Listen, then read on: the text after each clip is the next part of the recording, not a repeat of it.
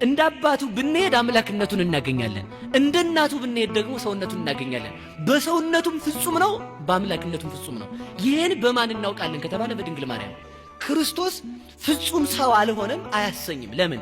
ሔዋን አዳም ያለ እናት ሲያስገኛት ሔዋን ከአዳም ስለተገኘች ሔዋን ጎደሎ እንደማትባል ክርስቶስ ከመቤታችን ያለ አባት ሲወለድ ሰው ሲሆን ክርስቶስ ባህሪው ይጎደለበት አያሰኝም። ፍጹም ምንድነው?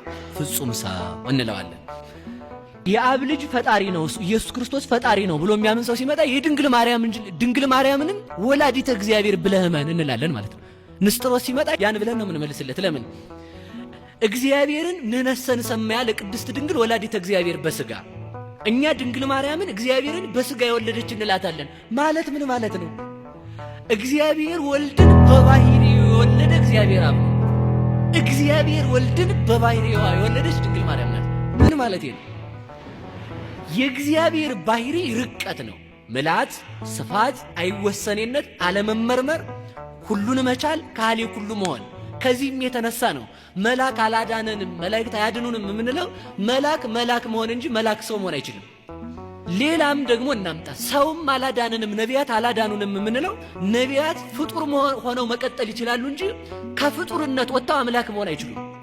እንስሳትም አላዳኑንም የምንለው እንስሳ ሆኖስ ይቀጥላል እስከ መጨረሻው ቴክኖሎጂ እስከፈለገው ድረስ ቢያድግ እርግጠኛው የምናገረው ነፍስን መስራት አይችልም። ዝንጀሮን ሰው ማድረግ አይችልም። ዝንጀሮ ከተማ እንድትለምድ ዳቦ አስለምዶ ሊያረጋት ይችላል።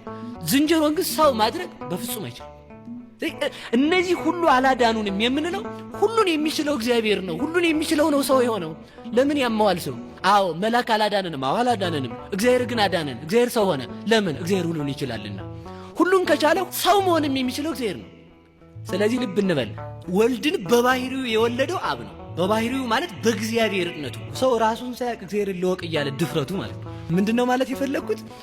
በዘመን የመጣ ሰው ዘመን የሌለውን እግዚአብሔርን ልመርምር ሲል ችግር እኮ ነው። አሁን ውጭ ላይ ምንድነው እየተሰራ ቢባል ወይ መረጃ ካላከለ ሰው ማወቅ አይችልም። አሁን ሰው እኔን ማወቅ ይችላል፣ እዚህ የተሰበሰበው ሰው አይችልም። ምን እያልኳችሁ ነው እናንተ? እኔ አለልም እንጂ አፈር ያብላችሁ ብል አታውቁትም ማለት ነው። በጊዜ የኖረ ሰው ያለ ጊዜ የኖረ እግዚአብሔርን ማወቅ አይችልም። ያ የማይታወቅ የማይመረመር ልጅ ያለው በባህሪው የወለደው እግዚአብሔር አብ ብቻ ነው። ልብ እንበል። በባህሪዋ የወለደችው ደግሞ ድንግል ናት። ምን ማለት ነው? በባህሪዋ የወለደችው ስል ድንግል ማርያም ሰው ናት። የድንግል ማርያም ስጋ ይጨበጣል፣ ይያዛል፣ ይዳሰሳል፣ ይታያል፣ ግዙፍ ነው። በባህሪዋ የወለደችው ማለት ድንግል ማርያም እግዚአብሔርን በመለኮቱ ሳይሆን የወለደችው በሰውነቱ ነው። ማለት ምን ማለት ነው? ሩቅ መለኮትን ብቻ የወለደች ሳይሆን መለኮትን በስጋ ተዋህዶ ነው የወለደችው። ድንግል ማርያም ለእግዚአብሔር ወልድ የባህሪ እናቱ ናት። እንዴት ሊል ነው ሰውየው። እንግዲህ እንዴት ሲለኝ ጥያቄ የማቴዎስ ወንጌል ምዕራፍ 3 ላይ በዮርዳኖስ ሲጠመቅ ይህ ልጄ ነው ያለው ወይንስ እነዚህ ልጆቼ ናቸው ነው ያለው? ወይንስ በዚህ ላይ ያደረው ልጄ ነው ያለው? ይሄ ልጄ ነው አለ። ማንን? ስጋን ራሱን ማለት ነው። ለምን? ስጋ ማን ስለሆነ?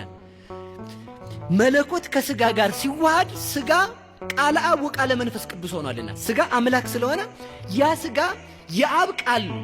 ያ ስጋ ከድንግል ማርያም ስጋን የተነሳው ያ ስጋ አካላዊ ቃል ሲዋሃደው ምን ሆኗል ማለት ነው? አምላክ ሆኗል። ስለዚህ በባህሪዋ ወለደችው። የባህሪ ልጅ ያለው እግዚአብሔር አብ ነው። የባህሪ ልጅ ያላት ድንግል ማርያም ናት። ዘመን የማይወስነው ልጅ ያለው እግዚአብሔር አብ ነው። ዘመን ወስኖት እንደ ሰውነቱ 5500 ዘመን ቀድሞት ከ5500 ዘመን በኋላ ዓለምን የሚያስረጅ ልጅ ፈጣሪ ልጅ ያላት ድንግል ማርያም ናት። ስለዚህ ምን እንላታለን? አብ በባህሪው የወለደውን ድንግል ማርያም በባህሪው የወለደችው ማለት የሰው ባህሪ ሰው አይደለ? ስለዚህ ፍጹም ሰው የሆነው ከድንግል ማርያም ነው። አንድ ነገር ብቻ እናንሳ። አንድ ልጅ ያለው ማን ነው? አብ ነው። አንድ ልጅ ያላት ደግሞ ድንግል ማርያም ናት። አንድ ልጁን ለተዋህዶ የሰጠ አብ ነው። አንድ ልጇን ደግሞ ዓለምን እንዲያድን ከሷ አንድ ልጅ የወለደች ደግሞ ድንግል ማርያም ናት። ስለዚህ ምን እንላታለን? የእግዚአብሔር አብ ምልክት እንላታለን። ምልክትነቷ በምንድን ነው ከተባለ አሁን ሰው ብቻውን መውለድ ይችላል? ብቻውን መውለድ አይችልም። ብቻውን የወለደ ማን ነው? አሁን እንዴት ድንግል ማርያም ብቻዋን ትወልዳለች የሚል ሰው ሲነሳ ምን ብለን እንመልሳለን መሰላችሁ? እንደ እንግዳውስ እግዚአብሔር ለምን ብቻውን ወለደው ብለን እንመልሳለን። ይኸው ብቻዋን በመውለዷ ብቻውን የወለደ አብን ሰበከችው ማለት ነው። አያችሁ፣ እሷ ብቻዋን ነው የወለደችው። እንዴት ብቻዋን ወለደች ከተባለ እንግዲህ አብ ብቻውን የወለደው ማነጻጸር ግን አይደለም። ሰዎቹ ሊመስላቸው ይችላል። ህሊናው ያልጠራ ሰው እንደዚያ ነው የሚሄደው። ስለዚህ አብ ብቻውን እንደወለደው ድንግል ማርያምን ብቻዋን ወለደችው። ከአብ ተመልከቱ ያለ ሕማም እንደተወለደ ከድንግል ማርያምም ያለ ሕማም ተወለደ። ከአብ ያለ ዘር እንደተወለደ ከድንግል ማርያምም ያለ ዘር ተወለደ። ሴቶች ሲወልዱ በዘር ነው የሚወልዱት። እሷ ግን ያለ ዘር በመጽነሷ ምክንያት ሴቶች ሲወልዱ የሚሰማቸው ሕመም ሳይሰማት ወለደችው። እሱ ደግሞ ሕፃናት ሲወለዱ የሚሰማቸው ሕመም ሳይሰማው ተወለደ ማለት ነው።